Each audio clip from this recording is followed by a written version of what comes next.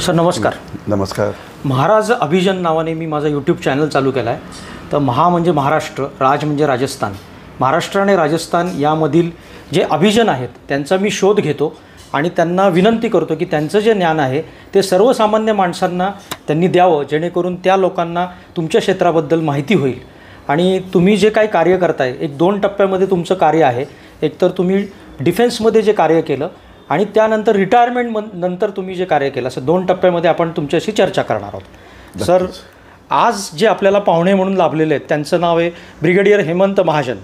तर सरांचा मी थोडक्यात परिचय आपल्या सर्वांना करून देतो. अतिशय मोठा परिचय आहे, पण संक्षिप्त असा परिचय मी त्यांचा करून द्यायचा प्रयत्न करतो. माननीय ब्रिगेडियर हेमंत महाजन यांना YCM मेडल मिळालेलं आहे. त्यांचा परिचय म्हणजे संरक्षण अभ्यासामध्ये MSc आणि MA फिलॉसॉफी MPhil त्यांनी केलेलं आहे. जुलै 1973 बॅच IMA डेहराडून येथून लष्करी कारकिर्दीस त्यांनी सुरुवात केली. 15 जून 1975 रोजी 7व्या मराठा लाईट इन्फंट्री अधिकारी म्हणून ते नियुक्त झाले आहेत. आपल्या सेवेत जम्मू काश्मीर, पंजाब, भारत चीन सीमा, भारत पाकिस्तान सीमा, ईशान्य भारतातील काही सर्वात अशांत प्रदेशामध्ये बंडखोरी व दहशतवाद विरोधी कारवायांमध्ये सक्रियपणे सहभागी झालेले आहेत. पाकिस्तानमधून जम्मू काश्मीरमध्ये होणारी दहशतवादी घुसखोरी रोखण्यास त्यांचे योगदान महत्त्वाचे ठरले आहे. त्यांच्या युनिटला 18 शौर्य पुरस्कार मिळाले आहेत, ज्यात माननीय ब्रिगेडियर हेमंत महाजन यांना युद्ध सेवा पदक YCM मिळाले आहे. 2006 ब्रिगेडियर महाजन आर्मी वॉर कॉलेजमधील हाय कमांड विंग फॅकल्टीमध्येही सामील झाले. निवृत्तीनंतरचं योगदान सरांचं मोठं आहे. स्वातंत्र्यवीर सावरकर स्मारकातील स्ट्रॅटेजिक स्टडी सेंटरचे ते प्रमुख होते. 2018 ते 2021पर्यंत पुणे विद्यापीठातील स्वातंत्र्यवीर सावरकर राष्ट्रीय सुरक्षा अध्यासनाचे अध्यक्ष प्राध्यापक म्हणून त्यांनी काम पाहिलेले आहे. 2017 ते 2019 पर्यंत दीव दमन सरकारचे सुरक्षा सल्लागार म्हणूनही त्यांनी कार्य केलेलं आहे. लेखन व माध्यम सहभाग हाही त्यांचा महत्त्वाचा आहे. अनेक प्रकारचं विपुल लेखन ते करतात आणि वृत्तपत्र आणि अनेक पुस्तकं त्यांची प्रकाशित आहेत. टेलिव्हिजनवर अनेक चर्चासत्रामध्ये संरक्षणविषयक सल्लागार म्हणून ते भाग घेतात. चर्चासत्रामध्ये भारताची बाजू मांडत असतात. स्वतः यूट्यूब चॅनल चालवतात. त्याला 3 लाखापेक्षा जास्ती व्ह्यू आत्तापर्यंत झालेले आहेत. ब्रिगेडियर हेमंत महाजन यांनी ब्लॉगसुद्धा ते लिहितात. 10 लाखापेक्षा जास्त व्ह्यू आत्तापर्यंत झालेले आहेत. काही महत्त्वाची पुस्तके ते म्हणजे नक्षलवादाचे आव्हान, चीनचे भारताशी छुपे युद्ध, proxy war in Jammu and Kashmir, winning strategy 2014 आलं, भारताची संरक्षण सिद्धता काल आणि उद्या, मोदी सरकारचे परराष्ट्र धोरण आणि भारताची सुरक्षा, बांगलादेशी घुसखोरी, माओवाद्यांचे आव्हान, सध्याची परिस्थिती आणि उपाययोजना, भारताची सागरी सुरक्षा, आव्हाने, चिंता आणि पुढील वाटचाल, याच्यामध्ये त्यांचे 2 भाग प्रसिद्ध आहेत. असे ज्याला म्हणूयात की आपण निवृत्तीनंतरसुद्धा अनेक प्रकारचं कार्य त्यांनी केलेलं आहे. तर त्यांचा पूर्ण परिचय म्हणजे त्यांचं जीवन लहानपणापासून ते या कार्यक्षेत्रात कसे आले आणि त्यांनी काय काय कार्य केलं हे आपण आज जाणून घेण्याचा प्रयत्न करणार आहोत. सर नमस्कार. माझा पहिला प्रश्न असा आहे की आपण सैन्यामध्ये येण्याचा निर्णय कसा घेतला आणि आपलं जे बालपण आहे किंवा एकंदरीत आपलं जे काही बॅकग्राऊंड आहे ते आपल्या प्रेक्षकांना आपण सांगावं. थोडक्यात असं आहे की म्हणजे ज्यावेळेला मी शाळेमध्ये होतो 1968 साली मी माझं SSC पास केलं आणि लगेचच हे भारत आणि पाकिस्तानचं युद्ध सुरू झालेलं होतं आणि माझ्या कुटुंबाचा थोडासा संरक्षणाशी संबंध आहे.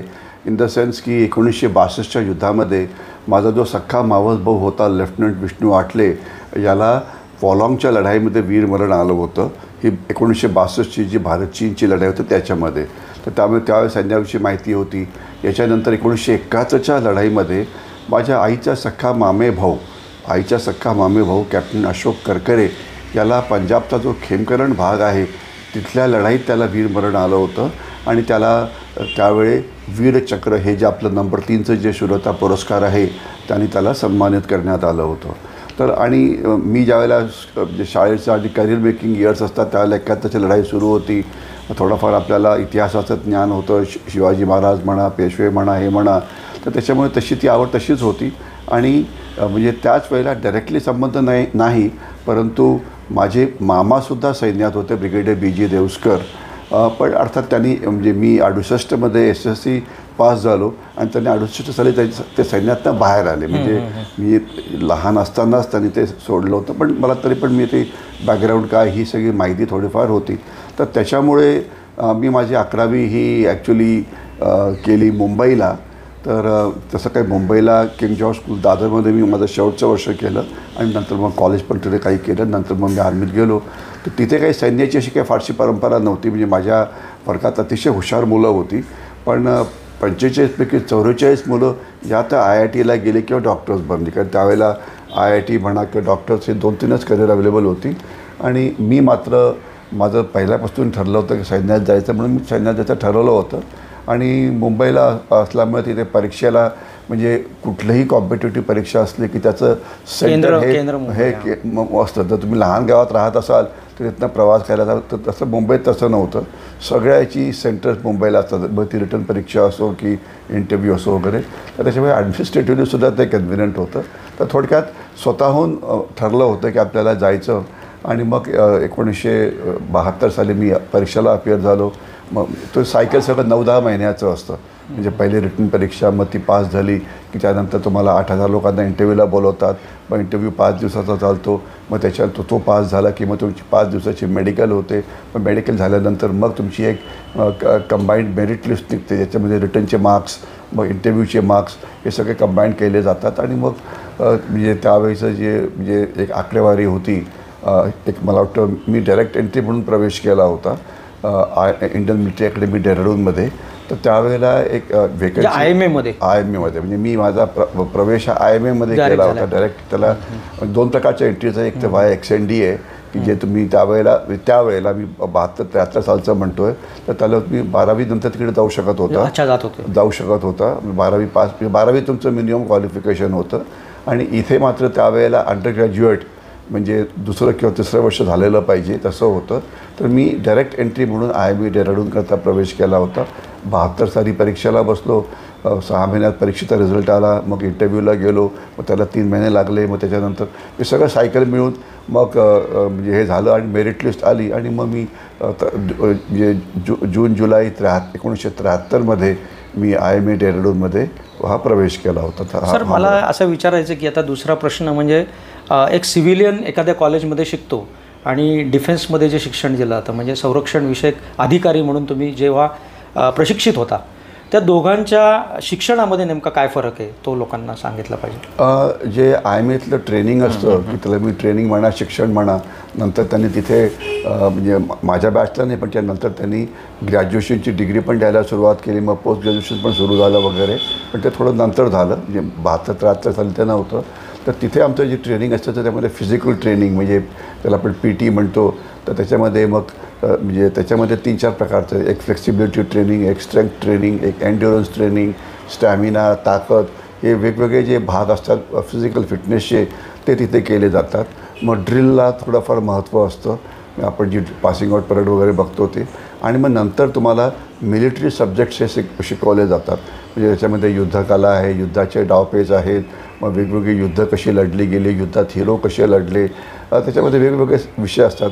टॅक्टिक्स असतं, फील्ड इंजिनिअरिंग असतं, मायनर क्राफ्ट, मायनर टॅक्टिक्स असतात, मग प्लाटून ट्रेनिंग असतं, कंपनी ट्रेनिंग असतं. म्हणजे तसे असे वेगवेगळे विषय आहेत नेतृत्वाकरता, ते सगळे शिकवले जातात. आणि मग तुमचं खूप भर तुमचा नाईट ट्रेनिंगवरती दिला जातो. म्हणजे तुमच्या ट्रेनिंगमध्ये एक तर पहिले इंडिव्हिज्युअल ट्रेनिंग असतं की ज्यात तुम्हाला स्वतःला काहीतरी करावं लागतं. म्हणजे रायफलचे पास होणं, फिजिकल टेस्ट पास होणं, तुम्हाला 5 मैल एका ठराविक वेळेत पळता आलं पाहिजे, तुम्हाला 16 पुलअप्स करता आला पाहिजे, तुम्हाला 30 पुशअप्स करता आला पाहिजे, तुम्हाला सिंगल रोपवरती चढता आलं पाहिजे. एक फिजिकल टेस्ट अनेक प्रकारचे आहेत की ज्याकरता तुम्हाला प्रचंड फिजिकल फिटनेस हा लागतो. आणि त्याच्याशिवाय मग तुम्हाला हे वेगवेगळे विषय शिकवले जातात. तर याच्यामध्ये मग तुमचं म्हणजे ते झाल्यानंतर मग ज्यावेळेला तुमचे first term, second term, third term होतं, तर मग तुमच्या वेगवेगळ्या एक्सरसाइजेस म्हणजे एक कंबाईंड टीम म्हणून तुम्हाला काम करावं लागतं. तर त्याकरता एक्सरसाइजेस होतात की 10 जणांनी एकत्र काम कसं करायचं, त्यांना आम्ही सेक्शन लिडिंग असं म्हणतो. मग एक प्लाटून म्हणजे 35 जणांनी एकत्र काम कसं करायचं. आणि शेवटी ज्यावेळेला तुम्ही IIMतनं कॅडेट म्हणून ऑफिसर म्हणून पासआउट होता, तर त्यावेळेला तुमची क्षमता लढाईमध्ये एक प्लॅटून लीड करण्याची असते, मी त्याचं नेतृत्व करण्याची असते. मग ती लढाई आक्रमक लढाई असो की ती ज्याला म्हणायचं डिफेन्सिव्ह लढाई असो, मग ती माउंटन्समधली असो की डेझर्टमधली असलो की हाय अल्टिट्यूडमध्ये असो. म्हणजे आपलं जे आपण जर भारत म्हणजे सीमा बघितली तर कुठे डोंगर आहेत, कुठे वाळवंट आहेत, कुठे हाय अल्टिट्यूड आहे, कुठे रिव्हराईन एरिया आहे, जसं ब्रह्मपुत्रा वगैरे भाग जो आहे. तर या सगळ्या भागामध्ये तुम्हाला एका प्लाटूनचं नेतृत्व करता आलं पाहिजे आक्रमक कारवायांमध्ये आणि डिफेन्सिव्ह कारवायांमध्ये. तर हे तुमचं शेवटचं एम असतं जे तुम्ही केलं जातं आणि मग नंतर मग तुम्ही पासआउट होता ॲज अन ऑफिसर म्हणून. सर, आता तुम्ही ज्या म्हणजे ज्या 7वी मराठा लाईट इन्फंट्री ही जी काही इन्फंट्री आहे ती गौरवशाली परंपरा आहे तिची. तर त्याच्यामध्ये सुद्धा तुम्ही काही मला वाटतं एका सेक्शनचं नेतृत्व केलेलं आहे. तर त्याचा एक गौरवशाली इतिहास आणि त्याचे अनुभव काय सांगता आले? थोडक्यात सांगायचं पाहिजे, ज्याला मी कमिशन मला मिळालं म्हणजे आम्ही ऑफिसर झालो त्यावेळेला तुम्हाला वेगवेगळ्या आर्म्स आणि सर्व्हिसेसमध्ये जाऊ शकता तुम्ही. म्हणजे तुम्ही इन्फंट्री म्हणजे पायदळात जाऊ शकता, आर्टिलरी म्हणजे तोफखान्यात जाऊ शकता, इंजिनियर्स म्हणजे रस्ते बनवणं वगैरे त्यात जाऊ शकता. मग त्याच्यानंतर सिग्नल्स म्हणजे कम्युनिकेशन, असे वेगवेगळे जे अंग आहेत लढाईची त्याच्यामध्ये. तर त्याच्यामध्ये मी इन्फंट्रीमध्ये गेलो होतो आणि इन्फंट्रीमध्ये वेगवेगळ्या रेजिमेंट्स आहेत. तर ज्याच्यामध्ये एक मराठा रेजिमेंट आहे ज्याचे जे ट्रूप्स असतात ते महाराष्ट्रातले असतात. तर त्याच्यामध्ये मी सामील झालो होतो. आणि मग जसं मी कमिशन झालो, पासआउट झालो, तर त्याला मी माझे पलटण 7 मराठा लाईट इन्फंट्रीमध्ये मी प्रवेश केला. आणि मग काय असतं की इन्फंट्रीचं जे आयुष्य असतं हे नेहमीच सीमेवरती असतं. म्हणजे त्याला तुम्हाला असं म्हणतं म्हणजे त्याला छोटी शहरं म्हणायचं किंवा असं अशा ठिकाणी पोस्टिंग कधीच नसतं. म्हणजे आम्ही पहिले भारत पाकिस्तान सीमेवरती काम केलं, मग भारत चीन सीमेवरती काम केलं, मग त्यानंतर काश्मीरमध्ये काम केलं, मग त्याच्यानंतर ईशान्य भारतामध्ये मिझोराम आहे, नागालँड आहे, मणिपूर तिथे काम केलं.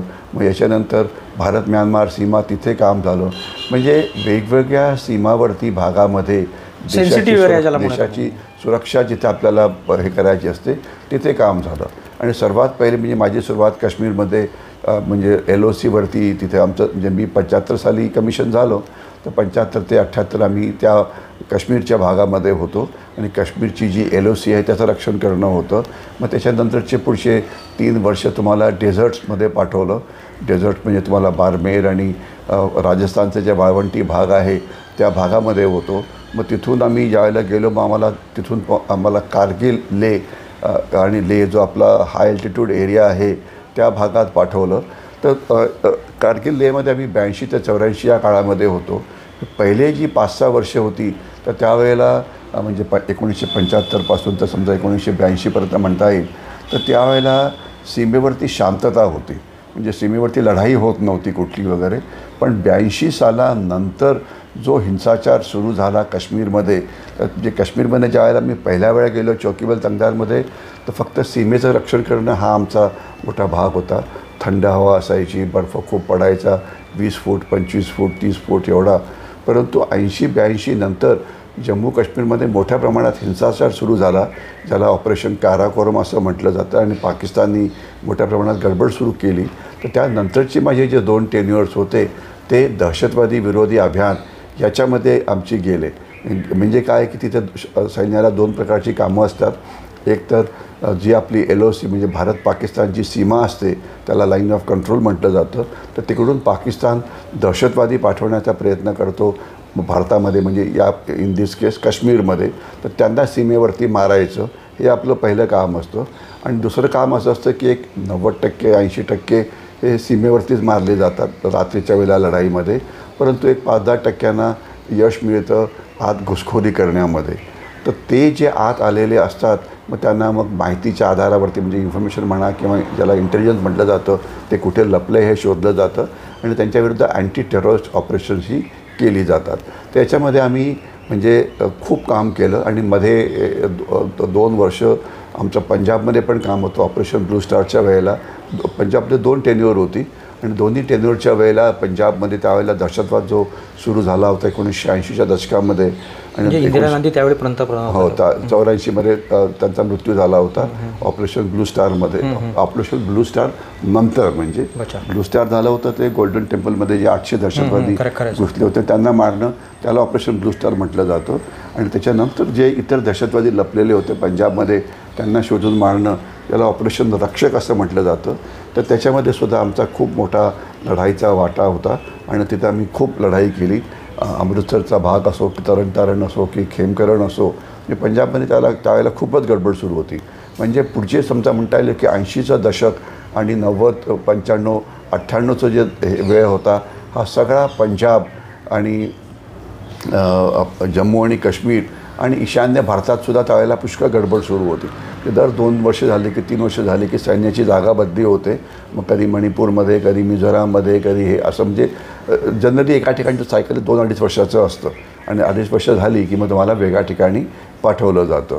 तर परंतु आमचा सगळा काळ दहशतवादी विरोधी अभियानामध्ये भाग घेण्यामध्ये, दहशतवाद्यांना मारण्यामध्ये, याच्यामध्ये सगळा तो काळ गेला. आणि त्याच्यामध्ये ज्याला म्हणता येईल की जे एक मोठं म्हणजे लढाई तर सगळ्याच वेळेला होत होती, परंतु 1995 ते 1998 या भागामध्ये मी माझी जी बटालियन आहे 7 मराठा लाईट इन्फंट्री याचं कमांडिंग ऑफिसर म्हणून काम केलं. तर त्यावेळेला आम्ही पुंछ राजौरी या भागात होतो. तिथे आम्ही जवळजवळ 3 वर्षाच्या कारकिर्दीमध्ये 80 तिथे तुम्हाला तुमच्या शौर्य पदक काय तिथे आम्हाला खूप म्हणजे मला स्वतःला युद्धसेवा मेडल मिळालं ते झालं, परंतु माझ्या बटालियनला 18 शूरता पुरस्कार मिळाले, सेना मेडल आहे, शौर्यचक्र आहे वगैरे. आणि आम्ही जवळजवळ या वेळामध्ये 80हून जास्त दहशतवादी हे पुंछ राजौरी या भागामध्ये मारले. तर तिथे आमचं खूप चांगलं काम झालं होतं. आणि मग हे 3 वर्षाचं काम झाल्यानंतर मग आम्हाला तिथून जे अंदमान निकोबार आयलंड्स आहेत, म्हणजे आपलं जे बंगालच्या उपसागरात जे आपले द्वीपसमूह आहे 750 आयलंडचा, तिथे पाठवलं. तर तिथे आमचं काम म्हणजे अंदमान निकोबारचं रक्षण करणं. तिथे मोठ्या प्रमाणामध्ये पोचिंग होतं, तिथे घुसखोरी होते, तिथे बेकायदेशीर व्यापार वगैरे केला जातो. तर म्हणजे नौदलाच्या बरोबर त्या सगळ्या बेटांचं रक्षण करणं हे आमचं काम होतं. आणि आपल्याला माहिती असेल की जे 750 आयलंड्स जनरली आहेत अंदमान निकोबारची, तर त्याच्यामध्ये फक्त 29 आयलंड्सवरतीच माणसं राहतात, बाकीच्यावरती माणसं राहत नाहीत. तर त्याच्यामुळे तिथे घुसखोरी नावाचा प्रकार, खास तर ज्याला आपण स्मगलिंग म्हणायचं, घुसखोरी म्हणजे ते एक बेसिकली स्टेजिंग एरिया असतात. नार्कोटिक्स पाठवलं जातं, मग तुमचे फिशिंग तुमच्या भागातून फिशिंग केलं जातं, बेकायदेशीर व्यापार केला जातो, वेगवेगळ्या प्रकारचं स्मगलिंग होतं. म्हणजे हे म्हणजे साऊथ ईस्ट एशियामधून ते मिडल ईस्टकडे जाणारे लोक असतात. तर हे सगळं तिथे होतं, ते थांबवणं आमचं काम होतं. तर तो काळसुद्धा खूपच म्हणजे त्यावेळेला संबंध समुद्राशी होता आणि खास तर अंदमान निकोबार आयलंड्स यांच्याशी संबंध होता. तर ते झालं. आणि मग त्याच्यानंतर एक आर्मीचा एक अतिशय मोठा कोर्स असतो की त्याला हायर कमांड कोर्स म्हटलं जातं, की पुढची जर तुम्हाला रँक ते देणार नसेल तर तुम्हाला आर्मी वॉर कॉलेजमध्ये प्रशिक्षणाकरता पाठवलं जातं. त्याआधी जरा मला थोडंसं असं विचारायचं की आपण नक्षलाईट एरियामध्ये पण काम केलेलं आहे. तर एक अतिरेकी आणि एक दहशतवादी म्हणजे नक्षलाईटमध्ये जो काही आपल्या विरोधात लढत असतो, देशाच्या म्हणजे देशाच्या विचारांशी त्याचा संघर्ष चालू असतो, आणि एक दहशतवादी जो तो बाहेरच्या देशामधून आलेला असतो. तर ह्या दोघांशी टॅकल करताना तुम्हाला कुठल्या प्रकारच्या स्ट्रॅटजीज वापरायला लागतात? असं आहे, पहिले मी आपल्याला हे सांगू इच्छितो की नक्षलवादी भागामध्ये आर्मीचं डायरेक्ट काम नव्हतं. आम्ही तिथले जे पोलीस आणि होते त्यांना ट्रेनिंग देण्याचं काम करत होतं, पण म्हणजे आम्ही त्याच्यात डायरेक्टली तिथे काम केलेलं नाही आहे. ते पोलिसांकडेच ते ठेवलेलं, पोलीस किंवा ज्याला म्हणायचं अर्धसैनिक दलं. परंतु आम्ही पंजाबच्या दहशतवादात काम केलेलं आहे, काश्मीरच्या दहशतवादामध्ये काम केलेलं आहे. जी बंडखोरी मिझोराममध्ये होती, मणिपूरमध्ये होती, नागालँडमध्ये होती, तिथे काम केलेलं आहे. याच्याशिवाय भारत पाकिस्तान सीमेवरती जिथे घुसखोरी व्हायची तिथे काम केलेलं आहे. भारत चीन सीमेवरतीसुद्धा तिथे मोठ्या प्रमाणात गडबड व्हायची. म्हणजे ज्यावेळेला लढाई चालू नव्हती त्यावेळेलासुद्धा पेट्रोलिंगमध्ये एकमेकाला भेटायचं, एकमेकाशी मारापीट व्हायची. म्हणजे ते जास्त त्याला कधी मीडियामध्ये जास्त पब्लिश झालं नाही, परंतु तिथे फायरिंग सोडून बाकी सगळं व्हायचं. म्हणजे फायरिंग नावाचा मी खास तर फक्त आता सध्या भारत चीन सीमेविषयी बोलतो आहे. तिथे फायरिंग होत नव्हतं, परंतु इतर मात्र धक्काबुक्की हे वगैरे हा प्रकार होत राहायचा. तर हे सगळं जे असतं या सगळ्यांना पाकिस्तानचा सपोर्ट होता, यांना चीनचा सपोर्ट होता, इथे मोठ्या प्रमाणात गडबड चालायची. तर हा जो अतिरेकीवाद जो आहे हा मोठ्या प्रमाणात याला पाकिस्तान सपोर्ट करतो, याला चीन सपोर्ट करतो आणि याच्याविरुद्ध आपण मोठी लढाई करतो आहे, याच्यात काय डाऊट नाही आहे. तर ते तर आपलं तर ते म्हणजे तो एक भाग चालूच असतो, त्याच्यात काही डाऊट नाही आहे. आणि याच्याशिवाय जी देशाच्या आतली जी बंडखोरी होती खास तर मिझोराममध्ये वगैरे, तर त्यांना एक काळ असा होता की त्यांना मिझोरामला वाटत होतं की आम्ही एक स्वतंत्र देश म्हणून व्हावं. नागालँडची इच्छा होती की आम्ही एक स्वतंत्र देश म्हणून व्हावं. म्हणजे बंडखोरी ही नागालँडमध्ये किंवा मिझोराममध्ये खास तर आणि तिसरं मणिपूरमध्ये सुद्धा ही मोठ्या प्रमाणात बंडखोरी होती. आणि आत्तासुद्धा ऑलमोस्ट एक गृहयुद्ध सुरू आहे. तर ते होतं, तर ते आतलं होतं. त्याला मी इन्सर्जन्सी म्हणतो किंवा त्याला बंडखोरी म्हणता येईल, किंवा मी त्यांना स्वतंत्र राष्ट्र बनायचं होतं. तर ते म्हणजे दोघांची ध्येय, दहशतवाद्यांचं ध्येय पाकिस्तानला सामील होणं, पाकिस्तानची मदत करणं वगैरे हे होतं, वाईल यांचं ध्येय होतं की एक स्वतंत्र राष्ट्र म्हणून पुढे यायचं.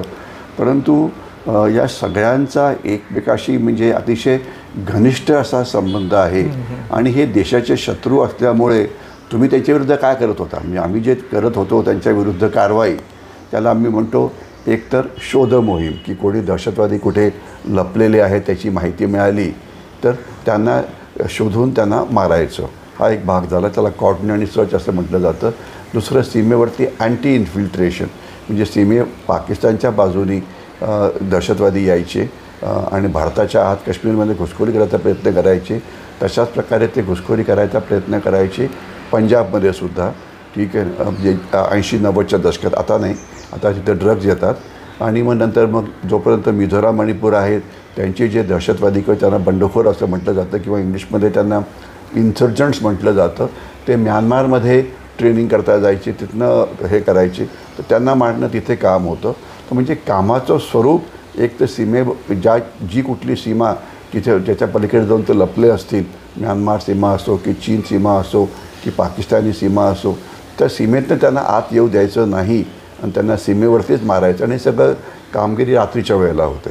तर सर आता माझं म्हणजे थोडासा आत्ता वर्तमानाशी संबंधित पण आणि तुमच्या याच्याशी संबंधित कंपॅरेटिव्ह स्टडी ज्याला म्हणतो आपण, तर युद्धनीती जी आहे म्हणजे स्ट्रॅटेजी अबाउट वॉर स्ट्रॅटेजी ज्याला म्हणतात, तर त्याच्यामध्ये बिफोर AI म्हणजे डिजिटलायझेशनच्या आधीची जी लढाई आहे आणि आत्ताची जी लढाई, त्याच्यामध्ये नेमका तुम्हाला काय फरक जाणवतो आणि ते कसं असतं नेमकं? युद्धनीती म्हणजे काय असं आहे? जोपर्यंत युद्धनीती आपण भारताच्या म्हणजे याचा विषय बघितलं तर भारताची जी पहिली 50-60 वर्ष गेली, म्हणजे 47 साली आपण पाकिस्तानशी पहिलं युद्ध लढलो, जे 1 वर्ष चाललं काश्मीरविषयी. हे एक पारंपरिक युद्ध होतं, भारतीय सैन्याविरुद्ध पाकिस्तानी सैन्य.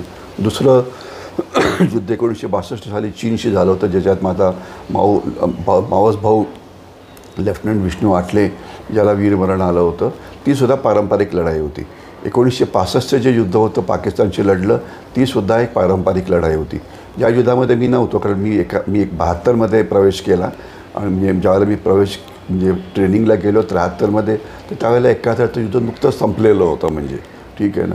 आणि पण म्हणजे ज्या युद्धात त्यांनी ज्या बटाच्या लोकांनी भाग घेतला ते सगळे तिथे होते आणि ते नुकतेच युद्धामधनं बाहेर आले होते, पण मी युद्धात त्यात नव्हतो. परंतु त्याच्यानंतर काय झालं की 72 नंतर युद्धनीतीमध्ये पाकिस्ताननी मोठा बदल केला. पाकिस्तान म्हणा, चीनी म्हणा, पहिले पारंपरिक युद्ध होती. मग त्यांना कळालं की युद्ध जिंकणं शक्य नाही आहे, म्हणून मग त्यांनी त्यानंतर एक दहशतवाद नावाचा प्रकार सुरू केला, ज्याला त्यांनी नाव दिलं ऑपरेशन काराकोरम. ऑपरेशन काराकोरमचे 3 भाग होते. त्यांना भारतामध्ये मोठ्या प्रमाणात दहशतवाद निर्माण करायचा होता. तर पहिला दहशतवाद K1 म्हणजे खालिस्तानी दहशतवाद हा 80 ते 90च्या दशकात होता, ज्यामध्ये आम्ही भाग घेतला, त्याच्याविषयी मी बोललो पण की ऑपरेशन ब्लू स्टार असो किंवा ऑपरेशन रक्षक असो. दुसरा जो दहशतवाद होता तो काश्मीरमध्ये सुरू झाला 1981-82 नंतर. त्यांनी 72 पासून तर 80पर्यंतचा जो कालखंड होता तो दहशतवाद्यांना घुसवण्यामध्ये घालवला. आणि 81-82 नंतर हिंसाचार सुरू झाला. पहिले वाटलं की पोलीस सगळं ठीक काम करतील, ते थांबवतील, त्यांना जमलं नाही. आणि मग 84 सालापासून ॲक्च्युली सैन्याचा वापर करण्यात आला. ठीक आहे ना. तर तो काश्मीरमधला जो दहशतवाद होता ते एक मोठं हे आहे. त्याच्यावरती माझं मोठं पुस्तक पण होतं. माझी 2 पुस्तकं होती आणि त्याच्यातलं एका पुस्तकाला अवॉर्ड पण मिळालं होतं. ग्रंथोत्तेजनक उत्तेजन समिती म्हणून पुण्याची त्यांनी अवॉर्ड दिलं होतं. त्याचं इंग्लिशमधलं पण व्हर्शन आहे आणि मराठीत पण होतं. तुम्हाला मी दाखवू शकेन. आता ते पुस्तक संपलेलं आहे, पण ते पुस्तक तुम्हाला मी नंतर दाखवू शकेन. आणि मग तर हे दहशतवादाचा प्रकार होता. मग काश्मीर असो की पंजाब असो की आणि ईशान्य भारतामध्ये बंडखोरी होती, मग ती नागालँडमधली असो की मिझोरममध्ये असो. तर हा सगळा प्रकार तुम्हाला असं म्हणता येईल की 2007, 8, 9पर्यंत हा सगळा प्रकार सुरू होता. 2009मध्ये मी म्हणजे भारतीय सैन्यात रिटायर्ड झालो आणि तर त्याच्यानंतर काय झालं की 2014मध्ये युद्धकला पुन्हा एकदम अतिशय वेगाने बदलली. म्हणजे दहशतवाद, इन्सर्जन्सी, बंडखोरी याच्याऐवजी आता जे नवीन युद्ध सुरू झालं आहे त्याला एक बहुआयामी युद्ध किंवा त्याला मल्टी डोमेन वॉर असं म्हटलं जातं, की ज्याच्यामध्ये युद्ध म्हणजे जे पारंपरिक युद्ध आहे ह्याच्यामधला फार लहान भाग आहे. आता जसं उदाहरण घ्यायचं म्हटलं की आता समजा या क्षणी म्हणजे आता आपण 2025मध्ये आहोत, तर 2014 नंतर फरक काय पडले तर पाकिस्तान चीननी तुमच्याविरुद्ध आर्थिक युद्ध सुरू केलं. चीननी नक्षलवाद्यांना मदत करायला सुरुवात केली. चीननी पाकिस्तानला मदत करून पाकिस्तानकडनं गडबड करवायला सुरुवात केली. मग चीननी तुमच्याविरुद्ध माहिती युद्ध म्हणजे इन्फॉर्मेशन वॉर सुरू केलं. चीननी तुमच्याविरोधात सायबर अटॅक सुरू केले की जे अजूनसुद्धा सुरू आहेत. मग त्यांनी चीनने तुमच्या सीमेच्या थोडीशी घुसखोरी करून ज्याला म्हटलं जातं सलामी स्लायसिंग नावाचा प्रकार सुरू केला. म्हणजे असं एकदम मोठं युद्ध होत नव्हतं, पण थोडं इकडे घुसखोरी करायची, थोडं त्रास द्यायचा, थोडं त्यांच्याशी आपण पिटाई व्हायची त्यांची, हे करायचं ते करायचं, अशा प्रकारे ते म्हणजे ज्याला पिनप्रिक्स म्हणायचं. पण त्याच्यामुळे ते कुठे येतील माहिती नसल्यामुळे तुम्हाला सीमेवरती म्हणजे अलर्ट राहणं हे अत्यंत महत्त्वाचं होतं. आणि मग तुम्हाला आठवत असेल की जो एक मोठा 3 मोठे प्रसंग चीनच्या बाबतीत घडले, तर ज्याच्यामध्ये म्हणजे पहिल्या 2 प्रसंगाच्या वेळेला किंवा पहिल्या 3 प्रसंगाच्या वेळेला मी सैन्यामध्ये होतो आणि त्यात माझा थोडाफार भाग होता. 1962 युद्ध तुम्हाला कल्पना आहे, त्याच्याशी आपण बोललो आहे. परंतु नंतर 1967 साली चीननी पुन्हा एकदा भारतात थोडंसं आक्रमक कारवाई करायची सुरुवात केली सिक्कीमच्या भागामध्ये. तर त्याच्यामध्ये आपण जवळजवळ 250-300 चीनी मारले. तो एक असं म्हणता येईल की एक पारंपरिक युद्धासारखाच प्रकार होता. परंतु 1984 साली त्यांनी एक युद्ध सुरू केलं ज्याला ऑपरेशन सुमडोरांगचू असं म्हटलं जातं. याच्यामध्ये त्यांनी अरुणाचल प्रदेशमध्ये आपल्या भागात घुसखोरी केली. तिथे युद्धजन्य परिस्थिती निर्माण झाली होती, परंतु युद्ध झालं नव्हतं. आपण त्यांच्या मागे जाऊन बसलो, त्यांचा सप्लाय रूट कट केला आणि मग ते मुकाट्याने मागे गेले. तर ते त्यावेळेला आम्ही त्या भागात हे घडलं. अरुणाचल प्रदेशचा सुमडोरांगचू नावाचा भाग आहे, तिथे घडलं. त्यावेळेला आम्ही तिथे होतो. आणि मग नंतर डोकलामचा जो क्रायसिस झाला 2007-8मध्ये, तर त्यावेळेलासुद्धा त्यांनी घुसखोरी करायचा प्रयत्न केला होता, परंतु युद्ध झालेलं नव्हतं. म्हणजे ज्याला बंदुका किंवा असं ते झालेलं नव्हतं. आणि ज्याला म्हणता येईल की एक खरोखरच तिथे म्हणजे युद्ध झालं किंवा त्याच्यामध्ये सैनिक मारले गेले ते म्हणजे गलवान 2020मध्ये हे झालं. त्याच्यामध्ये आपले 20 सैनिकांना वीरमरण आलं आणि चीनचे जवळजवळ 70हून जास्त सैनिक तिथे मारले गेले. तर हे एक मोठं म्हणजे युद्ध होतं. पण त्याच्यामध्ये सुद्धा पारंपरिक शस्त्रही वापरली गेली नाही. म्हणजे काय बंदूक, रायफल आहे, लाईट मशीन गन आहे, तोफखाना आहे, हे वापरले गेलं नाही. हे सगळं हातापायीचं युद्ध होतं. म्हणजे हे एक विचित्रच प्रकारचं युद्ध होतं की ज्याच्यामध्ये आपण लाठ्या वापरल्या, काठ्या वापरल्या, आपले म्हणजे जसे जुन्या काळातली शस्त्र भाले किंवा हे अशा प्रकारचं हे केलं होतं. पण मी तिथे जे सैन्याचं शस्त्र काय असतं, रायफल असतं, लाईट मशीन गन असतं, मीडियम मशीन गन असतं, मॉटर्स असतात, तोफखाना असतो, याचा वापर झालेला नव्हता. तर म्हणजे चीननी एक असा नवीन प्रकार सुरू केलेला आहे की ते पारंपरिक युद्धाच्या भानगडीत पडत नाही. ते अशी घुसखोरी करणं एखाद्या भागामध्ये आणि तिथून तुम्हाला थांबवणं वगैरे अशा प्रकार ते करत होते. तर आता हा जो प्रकार सुरू झाला आहे हा अशा प्रकारचा. परंतु मोदी सरकारने आल्यानंतर म्हणजे खूपच आक्रमक कारवाया सुरू केलेल्या आहेत. आणि त्याच्यामध्ये मुख्य काय झालं होतं की आपण पहिले सीमावर्ती भागामध्ये म्हणजे भारत चीन सीमा आहे तिथे रस्ते बांधायला घाबरत होतो. आपल्याला वाटायचं की आपण रस्ते बांधले तर चीनला राग येईल वगैरे.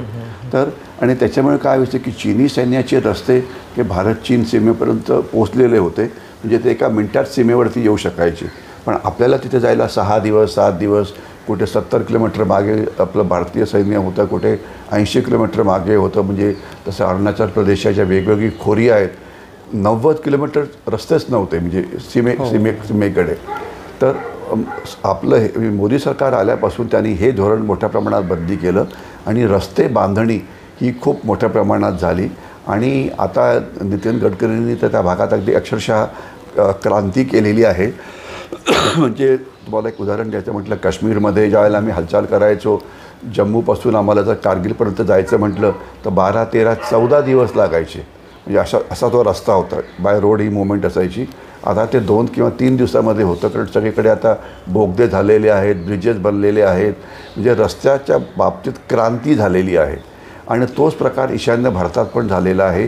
ईशान्य भारतात आपण सीमेवरती प्रचंड प्रमाणामध्ये रस्ते बांधत. म्हणजे पहिले समजा आम्ही अरुणाचल प्रदेशमध्ये पोस्टिंग होतं माझं भारत चीन सीमेवरती, तर आम्हाला पुण्यावरनं जायला तिथे 11 किंवा 12 दिवस लागायचे. म्हणजे पहिले पुण्यावरनं जायचं तर पहिले रेल्वेने आपण पहिले मुंबईला जायचं, मुंबईवरनं मग म्हणजे सुट्टीवरती आल्यानंतर आपण ज्याला परत जातो त्यावेळेला, तर त्यावेळेला मग तिथून मग तुम्हाला मुंबईला ट्रेन पकडायची, 2 दिवसाचा प्रवास करून कलकत्त्याला पोचायचं, तिथून पुन्हा 1 दिवस थांबावं लागायचं. 1 दिवस प्रवास करून आपण कामरूप म्हणून एक जागा होती तिथे जावं लागायचं. तिथून पुन्हा अजून 1 दिवसाचा प्रवास करून सेलापत्ताला जावं लागायचं. तिथून बाय रोड तुम्हाला पुन्हा 2 किंवा 3 दिवस लागायचे तुमच्या जिथे जागा जिथे तुम्ही होता. आम्ही अलॉंग नावच्या ठिकाणी होतो तर तिथे जायला जवळजवळ 13-14 दिवस लागायचे पुण्यावरनं जाण्याकरता. आता तुम्ही तिथे 13 तासात पोहोचू शकता. म्हणजे अर्थात विमान आणि याचा हे आहे, म्हणजे तुम्ही डायरेक्टली तुम्हाला पुण्यावरनं विमान मिळतं, गुवाहाटीला 2.5 तासात आपण तिथे पोहोचता. मग तिथे 1.5 तास थांबलं की तुम्हाला डायरेक्ट विमान मिळतं दिब्रुगडला. तिथे दिब्रुगडला गेलं की तिथे अर्धा पाऊण तासात तुम्ही दिब्रुगडला पोहोचता. आणि तिथून मग बाय रोड ब्रह्मपुत्रेवरती मोठ्या प्रमाणात रस्ते बांधण्यात आले आहेत, मोठे पूल बांधण्यात आलेले आहेत. तर त्याच्यामुळे तुम्ही एक 4-5 तासामध्ये अलॉंगला पोहोचू शकता. म्हणजे रस्त्याच्या बाबतीत प्रचंड क्रांती झालेली आहे. आणि याच्यामुळे सैन्याची लढण्याची जी क्षमता आहे ही प्रचंड वाढलेली आहे. आणि सध्या लडाखमध्ये म्हणा, कारगिलमध्ये म्हणा, काश्मीरमध्ये म्हणा किंवा मिझोराम, नागालँड, मणिपूर, भारत चीन सीमा सगळीकडे प्रचंड प्रमाणामध्ये इन्फ्रास्ट्रक्चर हे बनवण्यात आलेलं आहे. तर त्याच्यामुळे सैन्याची लढण्याची क्षमता ही प्रचंड वाढली. युद्ध झालेलं नाही आहे ती गोष्ट वेगळी, पण युद्ध कधीही होऊ शकतं. तर तुम्हाला नेहमी युद्धाकरता तयार राहावं लागतं.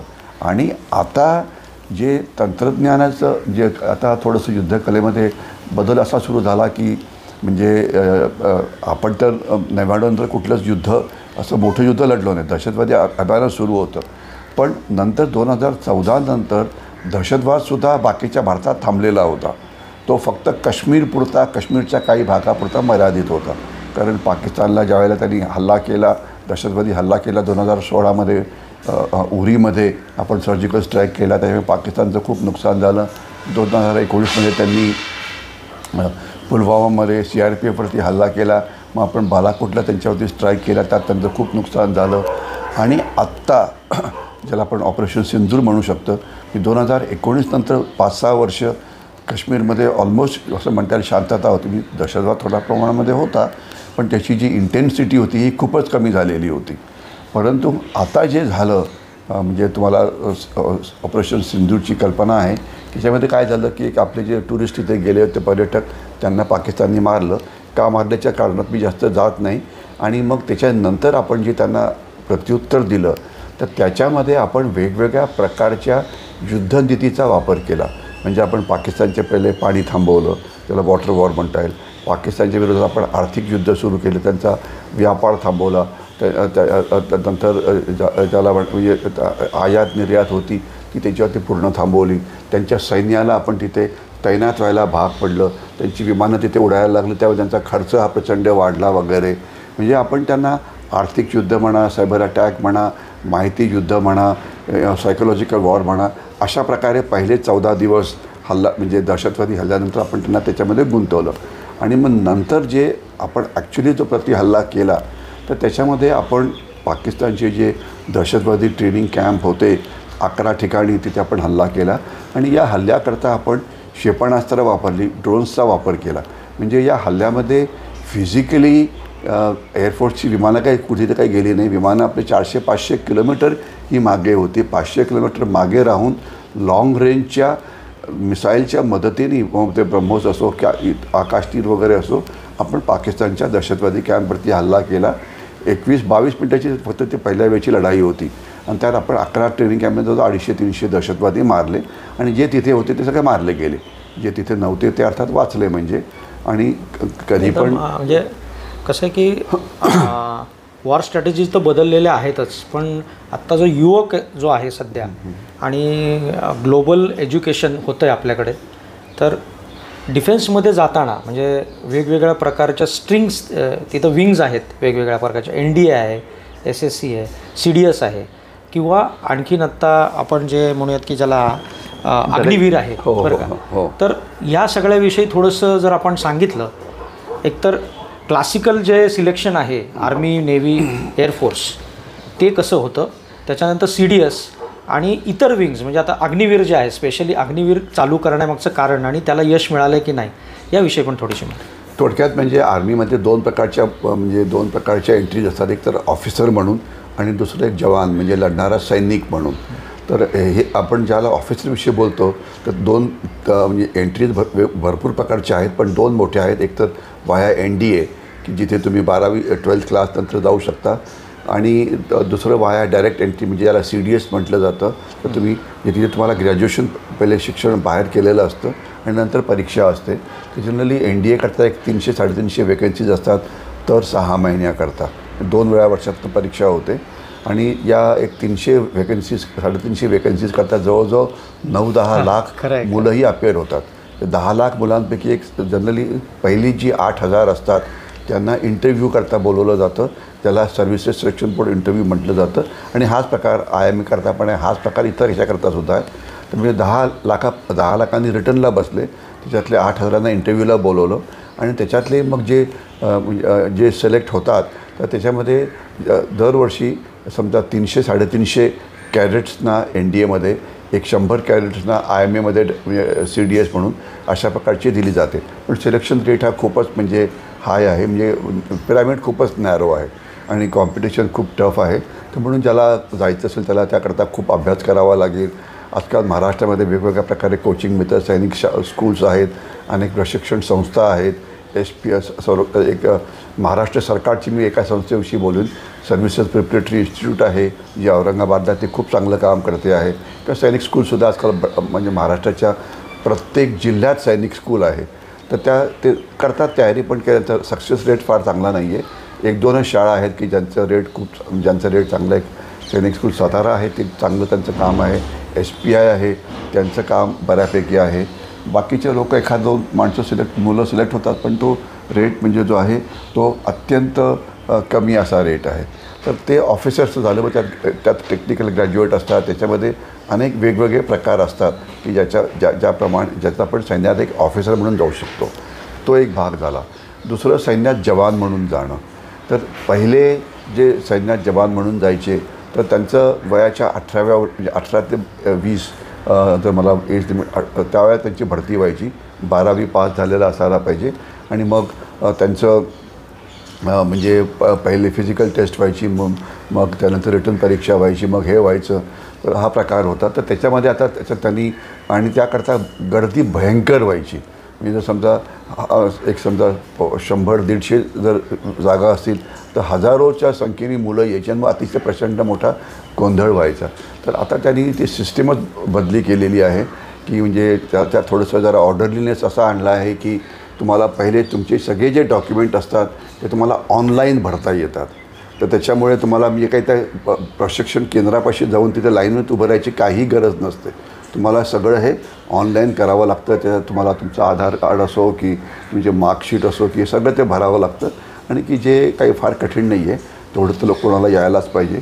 मग ते ऑनलाईन झाल्यानंतर मग ते तुम्हाला काय करतात, तुमच्याकरता ते ऑनलाईन रिटर्न परीक्षा ठेवतात की जी एकदम हजारो लाखो मुलांनी एकत्र यायच्याऐवजी त्यांना मग सेंटर्स दिली जातात की तुम्ही म्हणजे समजा पुणे इथे 1000 लोक म्हणजे जी काही कॅपॅसिटी असेल त्याप्रमाणे, मग मुंबई 1000, इकडे 1000. तर त्याच्यामुळे तो गर्दीचा गोंधळ होत नाही.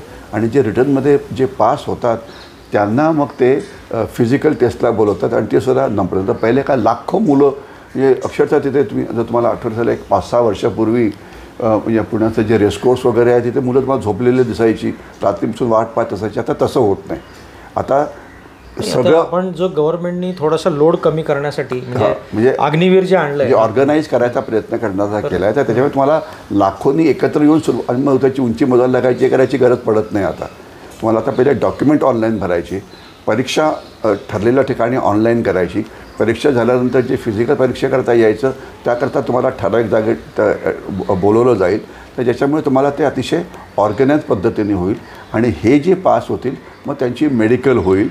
तर म्हणजे त्याच्यामुळे हा जो गोंधळ जो पहिले उडायचा, कारण काय की भरती म्हटलं की हजारो मुलं बसमध्ये बसून याच्यामध्ये बसून यायची, मग रात्रभर थांबायची. आता तसं होत नाही. आता ते तुम्हाला सेंटर दिलं जातं की तुमचं रिटर्नचं सेंटर आहे समजा SSPMS स्कूल जी पुण्याची आहे तिथे, तर तिथे तुम्ही सकाळी 10 वाजता रिपोर्ट करा. तर त्याच्यामुळे ते म्हणजे अतिशय वेल कोऑर्डिनेटेड असतं. म्हणजे ती एक सिस्टीम चांगली झाली आहे. जोपर्यंत प्रश्न सैन्यातल्या भरती होण्याचा आहे, आता सैन्यामध्ये पहिले काय व्हायचं की जो भरती व्हायचा, भरती प्रक्रिया हीच म्हणजे की रिटर्न, मग त्यानंतर तुमचं आपलं फिजिकल एक्झामिनेशन, मग मेडिकल टेस्ट, मग मेरिट लिस्ट आणि त्याच्यात मार्क धरून म्हणजे रिटर्नचे 50% मार्क, 50% मार्क तुमच्या इतर गोष्टींकरता वगैरे मिळून असं असायचे आणि मग मेरिट लिस्ट बनायची आणि मग मेरिट लिस्टप्रमाणे जितके लोक असतील त्यांना त्या आत यायला परमिशन मिळायची.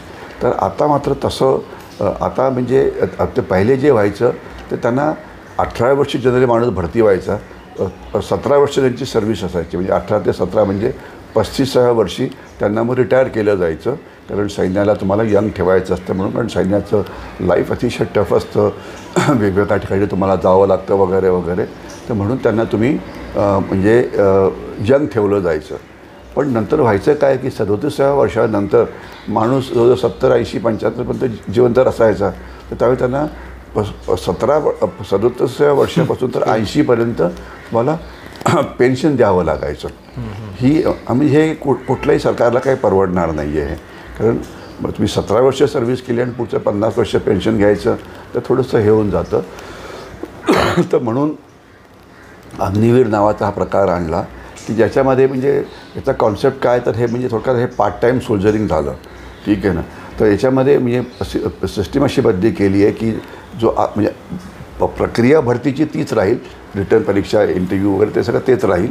परंतु जे येत आहे लोक पैकी त्यांना 15 वर्ष सर्व्हिस राहतात नाही, त्यांना फक्त पहिल्या जे त्यांचं हे असेल ते फक्त 4 वर्षाकरता असेल. ठीक आहे ना. आणि त्याच्यानंतर 25% लोकांना रिटेन केलं जाईल आणि 75% लोकांना त्यांना बाहेर म्हणजे सैन्याच्या बाहेर जावं लागेल. आणि मग सरकारने त्यांना आता त्यांचे म्हणजे त्यांचा हे वाया जाईल म्हणून त्यांना मग जे बाकी इतर ठिकाणी त्यांना प्रवेश द्यायला सुरुवात केलेली आहे. म्हणजे त्याला आपण म्हणतो अर्धसैनिक दलं आहेत, CRPF central reserve police force आहे, CISF आहे, मग ITBP आहे, मग BSF आहे. हे खूप आपली अर्धसैनिक दलं भरपूर आहेत. मग त्याशिवाय पोलीस आहे, त्याशिवाय होमगार्ड आहेत, अनेक आहेत. तर त्यांना तिथे त्यांना काही प्रमाणामध्ये दिलेलं आहे. तर आता मुख्य तुम्हाला फायदा काय झालेला आहे की जे पेन्शनचं जे बर्डन होतं की ते आता तुमचं फारच कमी होतं आहे. ठीक आहे. म्हणजे ते मोठं म्हणजे खूपच कमी झालं, कारण तुम्ही आता 25% देणार आणि ज्यांची सर्व्हिस पूर्ण होईल. तर ते यशस्वी झालं आहे का मॉडेल? असं आहे की म्हणजे सध्या जे अग्निवीर आलेले आहेत यांचं काम चांगलं चाललेलं आहे. काही जणांना असं वाटत होतं की टेक्निकल आर्म्स वगैरे असतात ते तिथे त्यांना 4 वर्षात त्यांना ते टेक्निकली जमणार नाही. असं काही नाही. आजकाल काय झालेलं आहे, आता तुम्ही इंजिनियर बनता, 4 वर्षात इंजिनियर बनता हो तुम्ही, आणि शेवटी मग तुम्ही वेगवेगळ्या टेक्नॉलॉजी हँडल करायला लागता. म्हणजे शिक्षणाचा हे भर वाढलेला आहे, हे झालेलं आहे. तर त्याच्यामुळे म्हणजे मला आठवतं आहे की जुन्या काळामध्ये तुम्ही टायपिंग नावाचा प्रकार शिकायला लागायचा. आता तर काय टायपिंग म्हणजे शाळेतलं पोरगंसुद्धा ते काम करतं, किंवा ज्याला आपण कॉम्प्युटरचा वापर करणं म्हणतं. आता हे काही म्हणजे काही हे राहिलंच नाही. म्हणजे आता मोबाईलचा वापर करायला काही तुम्हाला ट्रेनिंग लागत नाही ना. मला आठवतं की जुन्या काळामध्ये म्हणजे रेडिओ सेटवरती कसं बोलायचं याच्यावर ट्रेनिंग व्हायचं. आता त्याची ट्रेनिंगची गरज आहे का? फोननी कसं बोलायचं याचं ट्रेनिंग व्हायचं, कारण रेडिओ सेटचं कॉन्व्हर्सेशन 1 वे असायचं. Hello 1 2 3 4 over.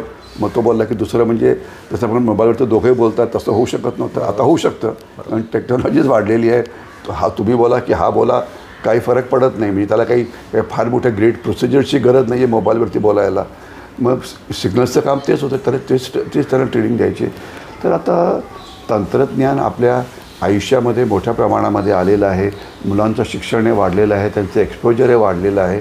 तर त्याच्यामुळे हे काही आता मोठे इश्यू राहिलेले नाही आहेत की टेक्निकल आर्म्स, समजा तोफखानाचं फायरिंग त्यांना शिकायला वेळ लागेल. ते बरोबरपणे त्यात थोडा जास्त वेळ लागेल एका तुलनेमध्ये.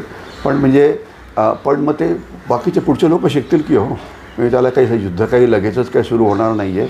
म्हणजे अजूनपर्यंत जो रिपोर्ट आहे अग्निवीरच्या बाजूने तो चांगला आहे, याच्यात काही डाऊट नाही आहे.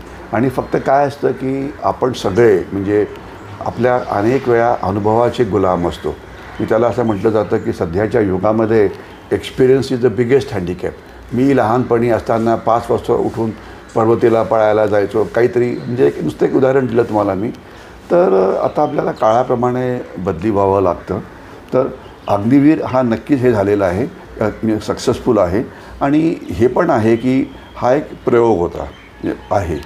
आणि कुठलाही नवीन प्रयोग जो असतो तर त्याचं मग 4 वर्षानंतर 5 वर्षाचं विश्लेषण केलं जातं की, आणि त्यात लोकांना विचारलं जातं की आता समजा अग्निवीर आज जवळजवळ माझ्या अंदाजाप्रमाणे 30-40 हजारहून जास्त अग्निवीर असतील. एक माझा नुसता अंदाज आहे, थोडे कमी जास्त असू शकतात. आणि म्हणजे प्रत्येक बटालियनमध्ये फार तर 5, 10, 15 याच्याहून जास्त नसतील. पण जसे वर्ष वाढतील तर त्यांची संख्या अर्थातच वाढेल. ठीक आहे ना. मग आता पहिल्या अग्निवीरांच्या बॅचेस आता बाहेर पण यायला आता हळूहळू सुरुवात झालेली आहे. मला वाटतं 4 वर्ष झाली आहेत हे. आता सुरू झालंच असेल म्हणजे. तर त्याच्यामुळे पुन्हा एकदा त्याचं विश्लेषण केलं जाईल की कुठे काही कमी जास्त करायची गरज आहे की नाही. आणि मग जो अनुभव आपल्याला मिळालेला आहे त्याचा वापर करून जर गरज पडली तर आपण ते करू शकतो की टेक्निकल आपलं समजा 4च्या ऐवजी 5 वर्ष करा, 5च्या ऐवजी 6 करा, जे काही रेकमेंडेशन होईल. तर त्याच्यावर त्याची काळजी नको. कारण कुठल्याही सैन्याला कायमचे सैनिक ठेवणं हे परवडत नाही, आपल्याला कळायला पाहिजे बरं का. म्हणजे जर तुम्ही कधी मराठा हिस्ट्री वाचली असेल, म्हणजे शिवाजी महाराज म्हणा किंवा पेशवे म्हणा, त्यांच्याकडे सुद्धा स्टँडिंग आर्मी कधीच नव्हती. तुम्हाला कल्पना पाहिजे हे सगळ्या यांच्या ज्या मोहिमा सुरू व्हायच्या या सगळ्या, म्हणजे पहिले हे सगळे शेतकरी असायचे. कॉन्ट्रॅक्ट बेस आपण हां, म्हणजे कॉन्ट्रॅक्ट शब्द बरोबर नाही. म्हणजे त्यांना पहिले ते शेतकरी असायचे आणि मग नंतर गरज पडली, मी शत्रू आला की मग हातात ते सैन्य घ्यायचे, म्हणजे हातात ते शस्त्र घ्यायचे. आणि जे परमनंट जे सैनिक होते ते किल्ल्यातले लोक, म्हणजे किल्ल्यामध्ये अशामधले.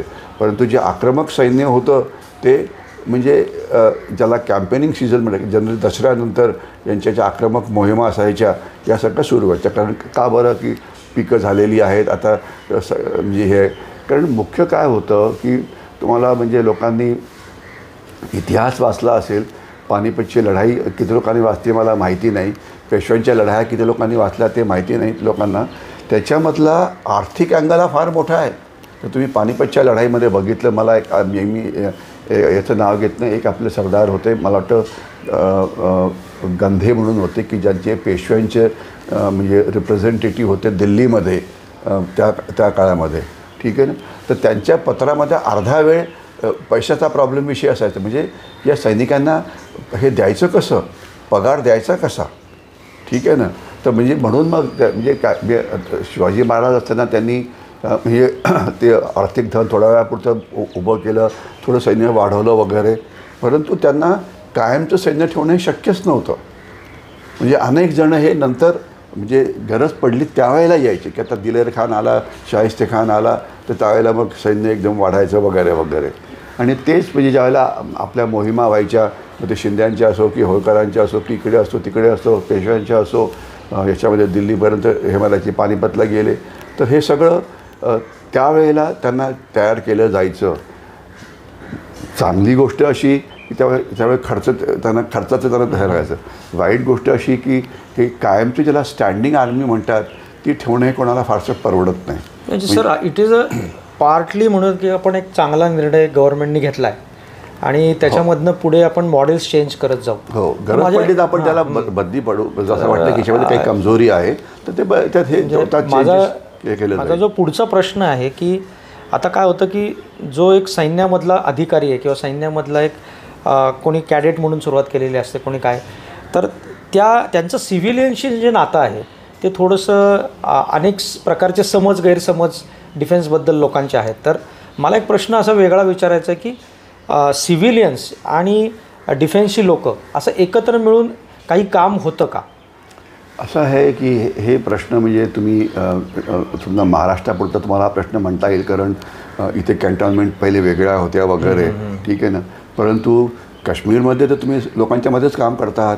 ईशान्य भारतात जे तुम्ही काम करता लोकांच्या मध्येच काम करता. म्हणजे तुम्ही जिथे तुम्ही आहात तुमच्या आजूबाजूला सगळे लोक भरलेले आहेत. म्हणजे काश्मीरमध्ये जे दहशतवादी विरोधी अभियान सीमेवरती किंवा LOCवरती व्हायचं किंवा जे काश्मीर म्हणा, ईशान्य भारत म्हणा, पंजाब म्हणा, ते लोकांच्या तिथेच म्हणजे लोकांच्या मध्येच ही ऑपरेशन्स होत होती.